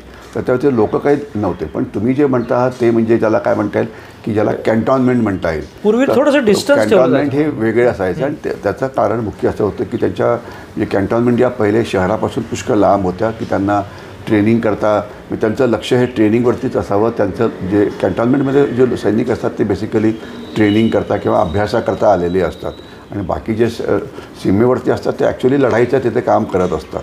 जनरली एक 30-40% लोक सैन्य म्हणजे ट्रेनिंग करण्याकरता किंवा ट्रेनिंग एस्टॅब्लिशमेंटमध्ये आलं. जसं समजा NDAमध्ये ट्रेनिंग सुरू आहे. आता तुम्ही NDAला गावाच्या बाहेरच ठेवायला पाहिजे, कारण त्यांचं एक तर सुरक्षा व्यवस्था चांगली असायला पाहिजे वगैरे. परंतु आता जसं म्हणजे किंवा CME होतं किंवा SPT होते, पहिले गावाच्या सगळं बाहेर होतं, कारण ती एक वेगळी कॅन्टॉन्मेंट होती. म्हणजे दापोडीला कॉलेज ऑफ मिलिटरी इंजिनिअरिंग आहे, DRDO ते लहान आहे. पण समजा NDA प्रचंड मोठं आहे, मग आर्म फोर्सेस मेडिकल कॉलेजसुद्धा प्रचंड मोठं आहे, CMEसुद्धा प्रचंड मोठं आहे, ASPTसुद्धा प्रचंड मोठं आहे, हेडक्वार्टर सदर्न कमांडसुद्धा प्रचंड मोठं आहे. त्यावेळेला जसं आम्ही ज्यावेळेला 90च्या दशकामध्ये जे कॅन्टॉन्मेंट होती, औनला कॅन्टॉन्मेंट होती, तर नदी पार केल्यानंतर पुढे काहीच नव्हतं. परंतु आता तुम्ही बघितलं तर सदर्न कमांड हे गावाच्या मध्यभागी आलं आहे. सदर्न कमांडच्या मधून रस्ता जातो आहे. म्हणजे त्यावेळेला मुख्य कल्पना काय होती की तुम्हाला सुरक्षा व्यवस्थेकरता तिथे जास्त लोक खर्च करावे लागू नये आणि तुम्ही वेगळा राहिला तर जर कोणाला काही गडबड करायचं तर तुम्हाला तिथे खास प्रयत्न करून यावं लागेल. ठीक आहे. म्हणजे तुम्ही एक किल्ल्यासारखा एक किल्लाबंदीसारखा काहीतरी करायचा प्रयत्न केला होता. परंतु आता तसं राहिलंच नाही. सदर्न कमांडच्या मधनं रस्ता जातो आहे. हो, म्हणजे आता फक्त एक NDAच म्हणता येईल की ज्याला मधून रस्ता जात नाही आहे. ठीक आहे ना. म्हणजे NDAला तिन्ही बाजूने कुंपण्या किंवा CMEमधून मधलं रस्ता जाण्याचा प्लॅन होता पहिले, पण तो तरी जाऊ दिला नाही. कारण तिथे तुमचं लक्ष हे ट्रेनिंगवरतीच पाहिजे आणि सुरक्षा हा तुम्ही जे गैरफायदा घेऊन कोणी काहीतरी उलटं काम करणं हे व्हायला नको. ठीक आहे. तर हा त्याचा मुख्य उद्देश होता. परंतु ते आता फक्त कॅन्टॉन्मेंटपुरतं, आता असं कुठलंच कॅन्टॉन्मेंट राहिलेलं नाही आहे. आता कॅन्टॉन्मेंट पुण्यामध्ये आहे. कॅन्टॉन्मेंट म्हणजे आपण जर नुसतं महाराष्ट्रापुरतं बोलायचं म्हटलं तर देवळालीला आणि नाशिक रोडला कॅन्टॉन्मेंट आहे. तर कॅन्टॉन्मेंट कुठे संपते आणि कुठे गाव सुरू त्याला काही हेच नाही. सगळं ते म्हणजे आता मध्येच झालेलं आहे. ठीक आहे ना. मग आपलं अहमदनगरला कॅन्टॉन्मेंट आहे. तर तिथेसुद्धा काय कॅन्टॉन्मेंटच्या मधून रस्ता जातो आहे. म्हणजे तिथेसुद्धा आता मोठ्या मोठ्या भिंती तयार करण्यात आलेल्या आहे. म्हणजे आता गावं किंवा शहरं ही मोठ्या प्रमाणात वाढल्यामुळे ज्या कॅन्टॉन्मेंट पहिले थोड्याशा बाहेर होत्या, ठीक आहे, तर त्या आता बाहेर राहिल्याच नाही आहेत. आता त्या गावाच्या आतच आलेल्या आहेत. तर त्याच्यामुळे आता तो काही हे राहिलेला नाही आहे जसा की सेपरेट राहिलेला आहे. सदर्न कमांड बघा, युनिट बघा तुमच्या आता इथे एक युनिट ज्याला दुलदारेकडच्या तिथे आहे, गावाच्या आतच आहे. त्याला काय सेपरेट आहे त्याचं, म्हणजे शेजारी घरं आहेत लोकांची वगैरे. किंवा तुम्ही लोहगाव एअरपोर्ट म्हणा, एअरफोर्सचं तिथे बेस आहे, तिथनंच सिव्हिलियन फ्लाईट्स टेक ऑफ होत आहेत, कारण तुम्हाला दुसरं त्या भागात कुठलं एअरपोर्टच नाही आहे. म्हणजे ते तर तो भाग लोकांपासून वेगळं राहणं हा म्हणजे असं काय मागे पडलेली कन्सेप्ट असं आपण आत्ता म्हणूया. हां, म्हणजे ते कॅन्टॉन्मेंट नावाचा जो प्रकार होता तो त्या पद्धतीने होता की शहरांमध्ये, ठीक आहे, किंवा ट्रेनिंग एस्टॅब्लिशमेंटमध्ये. तर जसं महूला ट्रेनिंग एस्टॅब्लिशमेंट, इन्फंट्री स्कूल आहे, कॉलेज ऑफ कॉम्बॅट आहे, तर ते सेपरेट असायला पाहिजे ज्याच्यामुळे त्यांना त्यांचं काम करता आलं पाहिजे. सर, माझ्या शेवटचे आता 2 प्रश्न आहेत त्याच्याकडे मी वळतोय. ते म्हणजे एकतर आपण जे लेखनाकडे वळला, म्हणजे आपण गेल्या वेळेस जेव्हा भेटलो होतो तेव्हा स्नेक्स इन गंगेज वगैरे सारखे विषयसुद्धा तुम्ही वाचता. तुम्ही अनेक जे विचारधारा आहेत त्यांच्याविषयी पुस्तकं लिहिलेली आहेत. तुम्ही स्वातंत्र्यवीर सावरकरांचं जे काही अध्यासन आहे त्याचे प्रमुख होता. तर लेखनाची प्रेरणा कुठनं मिळाली आणि आपण जे लेखन करता त्याच्यामागे नेमकं कसं त्याचा अभ्यास कसा करता? असं आहे, ज्याला मी 2009मध्ये रिटायर्ड झालो आणि माझी शेवटची जी 4 वर्ष होती तर एक आर्मीची मोठी ट्रेनिंग एस्टॅब्लिशमेंट आहे, ज्याला म्हणतात आर्मी वॉर कॉलेज. तिथे युद्धकला शिकवली जाते आणि तिथे 3 वेगवेगळ्या लेवलला युद्धकला शिकवली जाते. एक तर मेजर्सच्या लेवलला, ज्यांची सर्व्हिस 10 ते 15 वर्षे असते, तर त्यांना ज्युनियर कमांड नावाचा कोर्स आहे. मग दुसरा कर्नल्सच्या लेवलना, ज्यांची सर्व्हिस एक 20 वर्ष त्यावेळेला असायची, आता थोडी कमी झाली आहे, तर त्यांना सिनियर कमांड नावाचा कोर्स होता. आणि जे अतिशय हुशार असे कर्नल्स, ज्यांना पुढे प्रमोशन ब्रिगेडियर्सकडे जनरल म्हणून मिळणार नसतं, त्यांच्याकरता हायर कमांड नावाचा कोर्स असतो. 1 वर्षाचा जो कोर्स असतो, त्या कोर्समध्ये युद्धकलेचे वेगवेगळे म्हणजे प्रकार जे असतात ते शिकवले जातात. आता ज्याची सर्व्हिस 25 वर्ष झालेली आहे, त्याला तुम्ही युद्धकला काय शिकवणार? म्हणजे तो एक वेगळाच प्रकार झाला. तर तो कसा शिकवतात मी जास्त जात नाही. तर तिथे मी डायरेक्टिंग, मी तिथे शिकवायला म्हणून मी होतो. म्हणजे शेवटची माझी 4 वर्ष सर्व्हिसमध्ये जी होती, तर त्याच्यामुळे युद्धकला, लिहिणं, बोलणं, डिस्कशन होणं, वॉर गेम्स करणं, हे सगळ्या प्रकार तिथे चालायचे.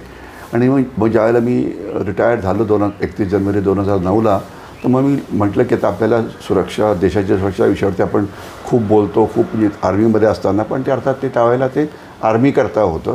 त्यावेळेला पण आम्ही लिखाण करायचं, पण मग त्या आर्मीची आमची वेगवेगळी जर्नल्स असायची, infantry journal, college of combat journal वगैरे, त्यांच्याकरता लिखाण ते केलं जायचं की जे फक्त आर्मी करताच होतं. तुम्हाला मी ते दाखवायचा प्रयत्न पण करीन.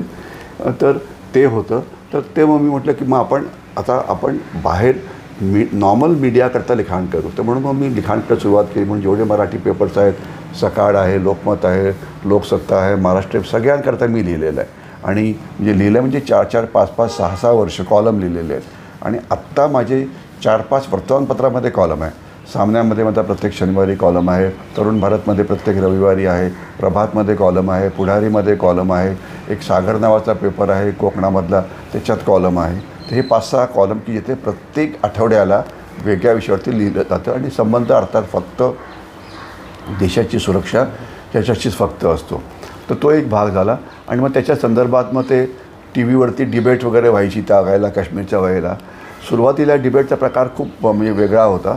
आणि म्हणजे हे सगळे जेवढे टी व्ही चॅनल्स आहेत, ABP माझा आहे, IBN लोकमत आहे, साम आहे, दूरदर्शन आहे, सगळ्यांच्या डिबेटमध्ये मी भाग घेतला.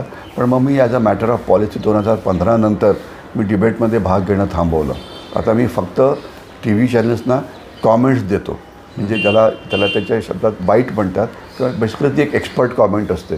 की जसं मला आज एक टी व्ही चॅनल आहे, काय त्याचं नाव, झी 24 तास, त्यांनी एक प्रश्न विचारला की हे जे पाकिस्तानचे जे आपले फॉरेन मिनिस्टर आहे, आज त्यांनी विचारलं मला, त्यांनी एक विधान केलेलं आहे की आम्ही भारताची चर्चा करायला तयार आहोत, काश्मीरपासून सगळ्या याच्यापर्यंत वगैरे वगैरे, आणि भारताने आमच्याशी चर्चा करावी वगैरे. तर यावरती तुमचं काय कॉमेंट आहे? म्हणजे ही बातमी आहे. Expert comment. याच्यावर तुमचे कॉमेंट काय? तर माझा कॉमेंट तुम्हाला माझ्या यूट्यूबवरती पण दिसेल की जे त्यांना मी पाठवलेलं आहे. मी त्यात म्हटलेलं आहे की पाकिस्तानशी संबंध हा शून्याचा पाडा आहे, टाईम उगीच बर्बाद करू नका. जर तुम्हाला संबंध सुधारायचे असतील तुम्ही इतर देशांशी सुधारा, आर्थिक संबंध सुधारा, त्याच्यामुळे तुमची अर्थव्यवस्था वाढेल.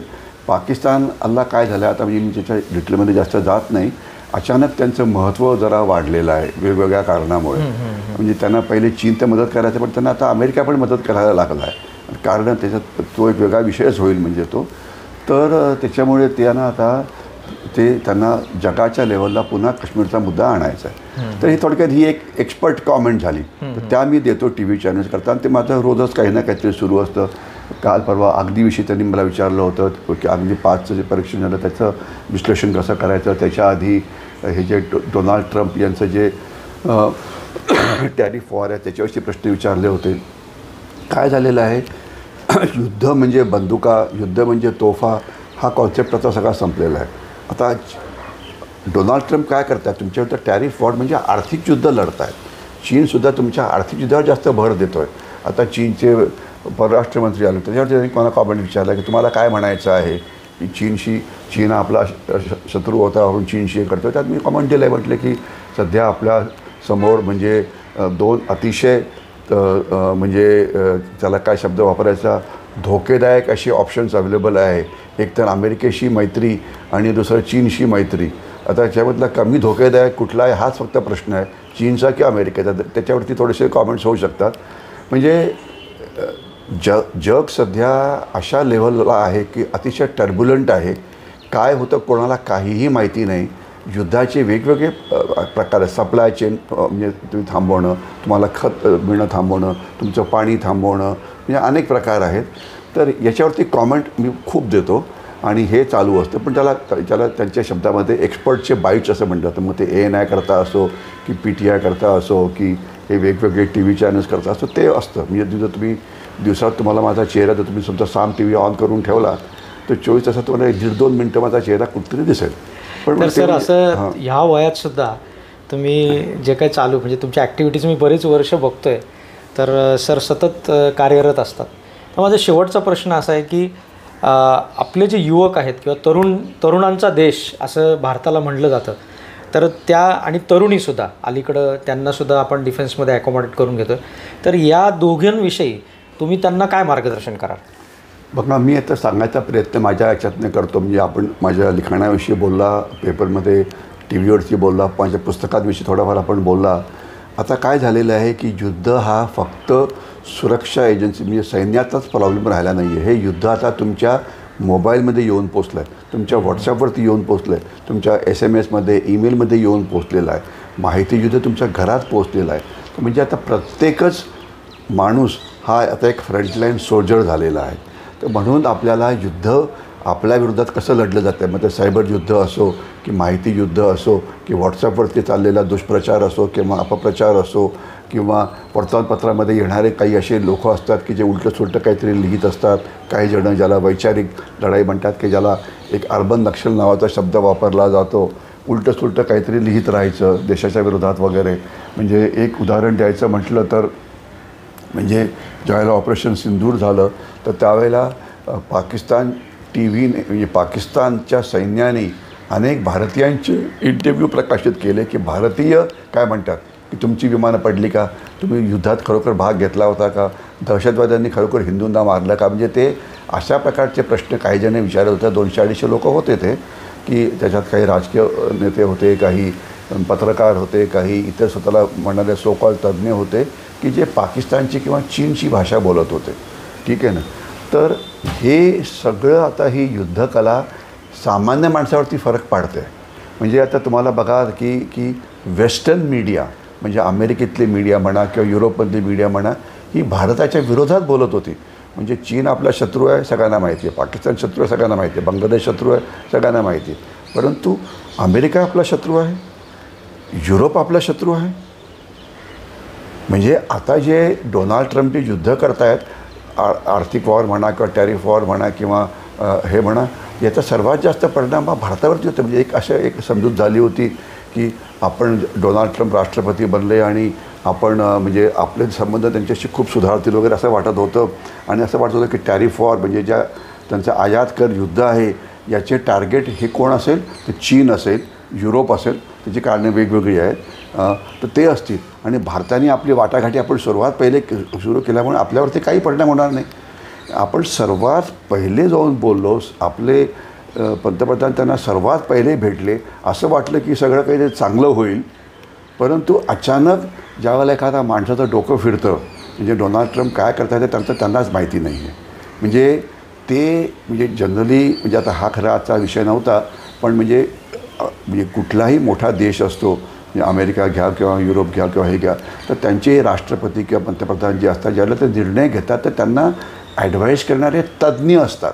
कोणी आर्थिक तज्ज्ञ असतो, कोणी डिफेन्स तज्ज्ञ असतो, कोणी म्हणजे वॉटर वॉरचा तज्ज्ञ असतो, कोणी एनर्जी सेक्टरचा एक तज्ज्ञ असतो. आणि मग त्या तज्ज्ञांकडनं तुम्हाला इनपुट्स मिळतात आणि मग देशाची पॉलिसी धोरणं वगैरे बनतात.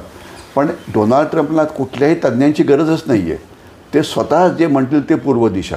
आणि त्याच्यामुळे म्हणजे कसं शब्द वापरता येईल म्हणजे मला थोडंसं तुम्हाला मी एक कोट करू इच्छितो की थोडं विषयांतर होईल. की आपल्याकडे एक महान नेते होते देशामध्ये, त्यांचं नाव होतं लालू प्रसाद यादव. तर लालू प्रसाद यादवना एकदा एक पत्रकार तिथे गेले, त्यांनी विचारलं, ज्याला ते चीफ मिनिस्टर होते, की लालूजी आप बिहार का अमेरिका बनाएंगे क्या.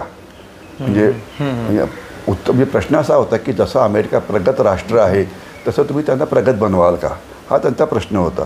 पण लालू प्रसाद यादव हे जगाच्या 20 वर्ष पुढे होते किंवा 25 वर्ष पुढे होते, तर ते म्हणाले होते की नहीं जी, हम बिहार का अमेरिका नहीं बनाएंगे, हम अमेरिका का बिहार बनाएंगे. म्हणजे भारतातले जे दुर्गुण आहेत हे आम्ही तिकडे करू. मतपेढीचं राजकारण हे भारताकरता होतं. बांगलादेशी घुसखोरी म्हणा किंवा हे म्हणा, ज्याच्याविषयी आता आपले पंतप्रधान बोलतात, आता ते अमेरिकेत सुरू झालेलं आहे, आता ते युरोपमध्ये सुरू झालं आहे. भ्रष्टाचार हा एक भारतीय मोठा पॉईंट होता, ठीक आहे ना. मुस्लिम अपीजमेंट हा भारतीय पॉईंट होता, आता ते तिकडे सुरू झालेलं आहे. म्हणजे जे दुर्गुण हा शब्द जो वापरला गेला ते तिकडे गेले. आणि त्याचे डोनाल्ड ट्रम्प हे त्याचं एक अतिशय मोठं असं उदाहरण आहे की जे काय करतात त्यांना त्याचं माहिती असते. त्यांना वाटतं की मला सगळं माहिती आहे आणि त्यांना काहीही अक्षरशः माहिती नाही. म्हणजे अमेरिकेतले लोक आता स्वतःचे केस तोडायला लागलेत की अरे काय करतो काय माणूस हा, म्हणजे तुम्हाला काहीच त्याचा हे नाही आहे. आणि तर याच्यामुळे तर ज्यावेळेला आपलं मला असं म्हणायचं की युवकांना सैन्यामध्ये जाण्यासाठी प्रत्यक्ष शस्त्र घेण्याची गरज नाही, तर वेगवेगळ्या आयामांनी ते आतमध्ये येऊ शकतात. आणि जे तरुणींना इंडियामध्ये प्रवेश दिला आहे त्याच्याबद्दल तुम्ही कॉमेंट करा. मी तुम्हाला थोडक्यात सांगायचा प्रयत्न करतो. तुम्हाला सैन्यातच जायची गरज असेल, सैन्यात जरूर जावं, ज्यांची इच्छा आहे त्यांनी जावं. पण आता बहुआयामी युद्ध सुरू झालं, म्हणजे तंत्रज्ञानाचं युद्ध, याच्यामध्ये AI आहे, याच्यामध्ये म्हणजे आता आणि सध्या भारतामध्ये मेक इन इंडिया हा प्रकार मोठ्या प्रमाणात सुरू झाला. आपण आपली सगळी शस्त्र भारतात बनवतो आहे, तर तुम्ही डिफेन्स इंडस्ट्रीमध्ये प्रवेश करा. रस्त्यांची मोठी बांधणी होते, तिथे जाऊन तुम्ही चांगलं काम करू शकता. तंत्रज्ञानामध्ये म्हणजे ज्याला आपण म्हणतो ड्रोन वॉरफेअर हे मोठ्या प्रमाणात सुरू होते. पण ड्रोनचा एक सिव्हिलियन वापर पण फार मोठा आहे, तर त्याचा वापर तिथे व्हायला पाहिजे. मग तुम्हाला कम्प्युटेशन म्हणा किंवा सेमीकंडक्टर्स म्हणा, हे म्हणा, याचे ड्युअल पर्पज आहे की सैन्याकरता पण आहे आणि याचा पर्पज हा याच्याकरता स्पेस टेक्नॉलॉजी जी आहे ती सैन्याकरता पण आहे आणि ती मोठ्या प्रमाणात आपण सिव्हिलियन फील्ड्सकरतासुद्धा वापरू शकतो. स्पेस आहे, समुद्र आहे, म्हणजे सगळीकडे आता हे सगळं हे ड्युअल यूज झालेलं आहे. तर मी असं म्हणेन, ज्यांना जायचं आहे त्यांनी सैन्यात जरूर जावं, सैन्यात प्रवेश जरूर करावा. वेगवेगळ्या एंट्रीज आहेत, परंतु आता प्रत्येकच क्षेत्रामध्ये आपल्याला वर्ल्ड क्लास बनण्याची गरज आहे. म्हणजे मग ते तंत्रज्ञानाचं क्षेत्र असो की मेक इन इंडिया असो की आत्मनिर्भर भारत असो की रस्ते बांधणं असो की एरोड्रोम वापरणं असो, म्हणजे असं आजकाल त्याला म्हणायचं इनोव्हेशन हे वगैरे म्हणून देशाची खूप मोठ्या प्रमाणामध्ये म्हणजे प्रगती ही होऊ शकते. तर अशा सगळ्या ज्याला म्हणायचं स्टार्टअप म्हणा, इनोव्हेटिव्ह आयडियाज म्हणा, तर तुम्ही प्रत्येक क्षेत्रात जाऊन त्या क्षेत्रामध्ये भारतीयांना एफिशियंट बनवलं पाहिजे. म्हणजे काय म्हणायचं, म्हणजे तुम्हाला थोडक्यात सांगायचं म्हणायचं म्हटलं की विद्यार्थी, तुम्ही सुद्धा विद्यार्थी आहात, तर असं मानलं जातं की सर्वश्रेष्ठ विद्यार्थी अर्जुनाला समजलं जातं. तर तुम्ही अर्जुनाच्या पुढे जा. म्हणजे अतिशय जर तुम्ही शिक्षक असाल, प्रोफेसर असाल, तर तुम्ही सर्वश्रेष्ठ शिक्षक द्रोणाचार्यांना समजलं जातं, तर द्रोणाचार्याहून चांगले बना. सायंटिस्ट असाल तर अतिशय चांगले सायंटिस्ट, फार्मर्स असाल तर वर्ल्ड क्लास बना. आज आपलं फार्मिंग वर्ल्ड क्लास नाही आहे, आपलं इंडस्ट्री वर्ल्ड क्लास नाही आहे. काही क्षेत्र आहेत की जिथे आपण वर्ल्ड क्लास आहोत. म्हणजे ऑटोमोटिव्ह सेक्टर वर्ल्ड क्लास आहे, मग सॉफ्टवेअरमध्ये आपण वर्ल्ड क्लास आहोत, IT सर्व्हिसेसमध्ये वर्ल्ड क्लास आहोत, पण मॅन्युफॅक्चरिंगमध्ये अजिबात नाही, अजिबात म्हणजे अजिबात नाही. तर तिथे वर्ल्ड क्लास बनायची गरज आहे. तर या सगळ्या क्षेत्रामध्ये आपण पुढे जायला पाहिजे. आणि किती पुढे जायला पाहिजे, तर तंत्रज्ञानामध्ये अमेरिकेच्या पुढे जायला पाहिजे, इनोव्हेशन्समध्ये इस्रायलच्या पुढे जायला पाहिजे, हार्डवर्कमध्ये चीनच्या पुढे जायला पाहिजे. आणि चीन जसं जगाचं मॅन्युफॅक्चरिंग हब बनलं आहे तसं आपण बनायला पाहिजे. तर आज तिथे भारतीयांची गरज आहे. जोपर्यंत प्रश्न पारंपरिक युद्धाचा आहे, जाणारे जातात, युद्ध करण्याकरता आपण समर्थ आहोत, त्याची काळजी जास्त नको. जर चीनशी युद्ध झालं, पाकिस्तानची युद्ध, त्याची आपण काळजी करू नये. ते करण्याकरता भरपूर लोक आहेत आणि म्हणजे हुशार की जे करू शकतात. परंतु जे मल्टी डोमेन वॉर आहे, मॅन्युफॅक्चरिंग, सप्लाय चेन, म्हणजे रेअर अर्थ वगैरे, तर हे तर तुम्हाला तिथे तुम्ही याची स्टार्ट म्हणजे तुम्ही जगाच्या खूप संशोधन करणं म्हणा, पण जगाच्या खूप मागे आहोत, ठीक आहे ना. तर तिथे पुढे जायला पाहिजे. म्हणून हे सगळ्या क्षेत्रामध्ये आपण ग्रेट बनायला पाहिजे. आणि तिथे मला असं वाटतं की आज जवळजवळ 3.5-4 कोटी भारतीय भारताच्या बाहेर आहेत. आणि खास तर जे भारतीय म्हणजे ज्याला आपण NRI म्हणतो किंवा PIO म्हणतो, अमेरिकेत जे आहेत किंवा जे युरोपमध्ये आहेत, त्यांनी अमेरिकेला आणि युरोपला ग्रेट बनवलेलं आहे. मायक्रोसॉफ्टचे सत्य नाडेला असो की गुगलचे सुंदर पिचाई असो, हे मराठी हे म्हणजे भारतीय आहेत आणि त्यांनी काय वर्ल्ड क्लास कंपन्या बनवल्या आहेत, तर ते आता वर्ल्ड क्लास भारतात बनायची गरज आहे. ठीक आहे. तर म्हणून मला काही असं वाटतं की हा माणूस जो डोनाल्ड ट्रम्प हा वेडा माणूस आहे.